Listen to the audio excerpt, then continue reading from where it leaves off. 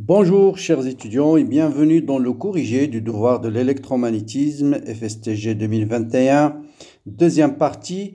Donc dans la première partie, j'ai déjà corrigé la partie d'électrique. Je vais passer au problème 2, c'est un problème très intéressant. Donc on vous dit, on considère un solénoïde infini de rayon R0 d'un nombre de spires petit n par unité de longueur et qui sont parcourus par un courant I. D'abord, rappeler le champ créé par un solénoïde infini. Ensuite, on va prendre un matériau magnétique parfait de perméabilité mu et de susceptibilité xi-m de forme sphérique, de rayon inférieur au rayon de solénoïde. Ça veut dire on va le mettre tout simplement dans le champ magnétique uniforme créé par le solénoïde. Montrer que l'aimantation induite est uniforme. Et dans la suite, on va prendre m suivant z. Donc, dans la suite, on va prendre une sphère tout simplement polarisée uniformément suivant l'axe OZ, montrer que le champ magnétique à l'intérieur de la sphère est uniforme, calculer les densités de courant d'aimantation, montrer que le champ démagnétisant est égal à 2/3 μ0 m, ensuite montrer que le champ démagnétisant s'écrit en fonction de B0 de cette manière-là. Déduire de 5, c'est-à-dire de cette expression-là, les expressions du champ magnétique total et de l'excitation magnétique H, et de l'aimantation M dans le matériau magnétique uniquement en fonction de Xi et de B0. Maintenant, pour l'action de la sphère aimantée, on a un point M externe à la sphère. On va s'intéresser à ce qui se passe à l'extérieur. On peut assimiler la sphère à un moment magnétique grand M. On va vous demander de déterminer l'expression du moment magnétique total équivalent à la sphère aimantée. Et de montrer que le champ magnétique est égal à moins μ0 gradient de M scalaire R sur R3. Donc, ça vous rappelle le champ électrostatique E égale à moins gradient de V. Et ça vous rappelle le potentiel créé par un dipôle électrique. Exprimer ce champ magnétique dans le système de coordonnées sphériques, retrouver les expressions de densité de courant surfacique à partir des relations de limite, c'est-à-dire des conditions de passage. Donc, voilà le sujet. Allons-y donc pour le corriger. Bon. Les choses simples, je vais passer rapidement. Par exemple, le champ créé par un solénoïde infini, on vous dit juste de le rappeler. Bien sûr, le champ c'est μ0 petit n fois I suivant OZ. N c'est le nombre de spires par unité de longueur. Pour montrer que le champ P est uniforme, il suffit de prendre un contour soit à l'extérieur, soit à l'intérieur. Puisque par symétrie, invariance, le champ ne dépend que de R. La circulation suivant ce contour, ce sera B à la position R1 par exemple, moins B à la position R2 égale à 0, puisqu'il n'y a pas de courant qui circule dans ce contour. Donc le champ, il est constant. Bien. On a une sphère qui est placée dans un champ magnétique uniforme. Suivant l'axe OZ, il apparaît donc une aimantation uniforme. Suivant l'axe OZ, quelles sont les densités de courant d'aimantation? G volumique, c'est rotationnel de M. Bien sûr, M, c'est un vecteur qui est constant. Faites attention, vecteur constant en module et en direction. Donc, son rotationnel est nul. Les courants surfaciques, c'est M vectoriel N. EZ vectoriel ER, c'est sinus θ, suivant E phi. Maintenant, pour calculer le champ intérieur, vous avez deux méthodes, soit à partir du courant équivalent, soit puisqu'on est en cas de d'aimantation uniforme, je peux utiliser la formule, je peux passer par le potentiel vecteur. Le potentiel vecteur, c'est μ0, y0, l'aimantation vectorielle J. J, c'est le champ électrique créé par la sphère chargée avec une densité volumique fictive, ρ égale à 1. Bon, ça, vous savez parfaitement calculer le champ électrique par le théorème de Gauss, c'est R sur 3 y0. Donc, le potentiel vecteur, c'est μ0 sur 3 m vectoriel R. Je remplace ici J par sa valeur, qui est égal à R sur 3 y0 suivant ER. C'est un champ électrique créé par une sphère chargée en volume avec ρ égale à 1. Ensuite, je vais calculer le rotationnel de M. Bon, là, le plus simple, c'est de travailler en coordonnées cartésiennes. M est les suivants OZ. R, bien sûr, c'est le vecteur XI plus YJ plus ZK en coordonnées cartésiennes. Donc, K vectoriel R, ça vous donne XJ moins YI. Et le rotationnel de ce terme, ça vous donne directement 2/3 μ0M.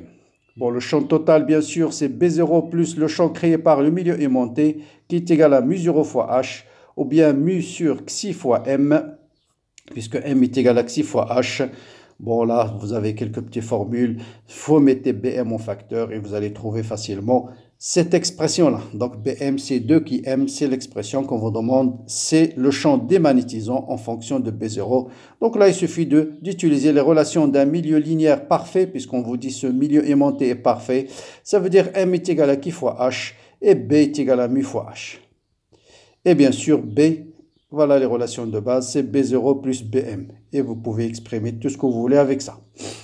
Bien, déduire, une fois bien sûr qu'on a déterminé BM, en fonction de B0, on peut déterminer maintenant BH et M, puisque B c'est B0 plus BM, je remplace BM par sa valeur et je déduis B. Si je connais B, je remplace tout simplement B égale à mu fois H, je connais H. Et si je vais exprimer tout ça en fonction de mu, je remplace tout simplement mu R par 1 plus xi. Bon, tout ça, vous pouvez le faire rapidement, vous avez le résultat. Bien. Pour BM, si 2 tiers mesure M, maintenant je peux remplacer l'aimantation par sa valeur. Hein. M est égal à xi fois H. Je peux déterminer M par sa valeur et vous avez l'expression de M, l'aimantation en fonction de B0. Bien, là où ça se complique un petit peu, c'est à partir de la question 7. Donc là, on vous dit de donner l'expression du moment magnétique total équivalent à la sphère. Donc, on va montrer que le champ créé par les courants d'aimantation, c'est moins mesuré sur 4pi gradient de M scalaire R sur R3. D'abord, on va déterminer le moment magnétique total. Vous avez deux méthodes. Soit, tout simplement, vous savez que l'aimantation, c'est le moment magnétique total par unité de volume. Donc, le moment magnétique total, c'est l'aimantation fois le volume. Donc, c'est l'aimantation fois 4 tiers PR au cube. Et vous avez directement le moment magnétique total.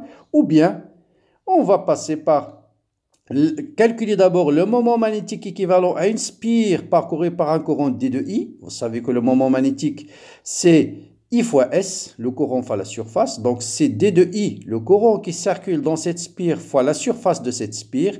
Et la surface de cette spire, c'est pi fois R sinus θ au carré. D'accord? Avec D de I, c'est G surfacique fois R D de θ. Et donc, je trouve et j'intègre. Donc, je fais la sommation de tous ces moments-là. Donc, le moment total, l'intégrale de tout ça, ça vous donne le moment magnétique total. Et l'intégrale de ce terme, entre 0 et pi, θ varie entre 0 et pi, ça vous donne directement 4 tiers pi r au cube fois m0. Donc, vous avez deux façons. Soit en prenant le moment magnétique équivalent à une seule spire parcourue par un courant I, d de m, et ensuite le moment magnétique total, c'est l'intégrale d de m, et puis j'intègre cette relation.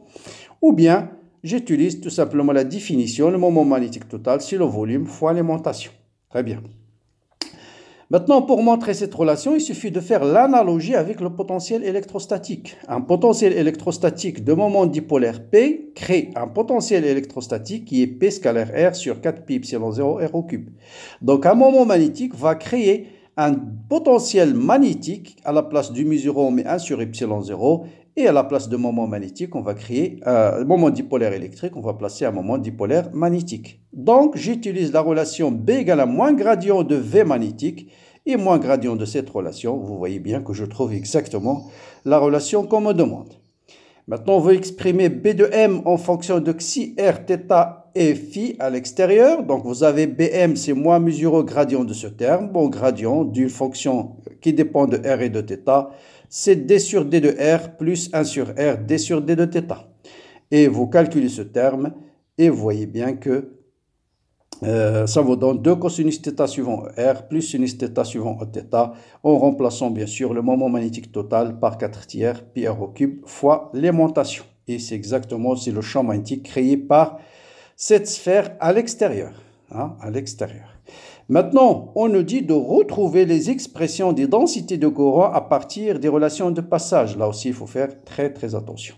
Quelles sont les relations de passage? Continuité de la composante normale de B et discontinuité de la composante tangentielle. Donc, je peux déterminer la densité de courant surfacique en utilisant la discontinuité de la composante tangentielle de B. Composante tangentielle. Or, on sait qu'à l'intérieur, voilà B à l'intérieur, c'est 2 tiers mu0 M, et à B à l'extérieur, on vient de le déterminer. Mais puisqu'on nous dit de d'utiliser les relations de passage, je dois exprimer ce terme en fonction de la composante tangentielle qui est Eθ et la composante normale qui est ER. Donc je dois exprimer EZ en fonction de R et Eθ. Vous voyez bien, EZ c'est cosinus θ suivant ER moins sinus θ suivant Eθ. Et ER, c'est la composante normale. EZ, c'est la composante tangentielle. Hein, Eθ, pardon, c'est la composante tangentielle. Donc ça, c'est B intérieur. B extérieur, elle est déjà exprimée en fonction de R, θ.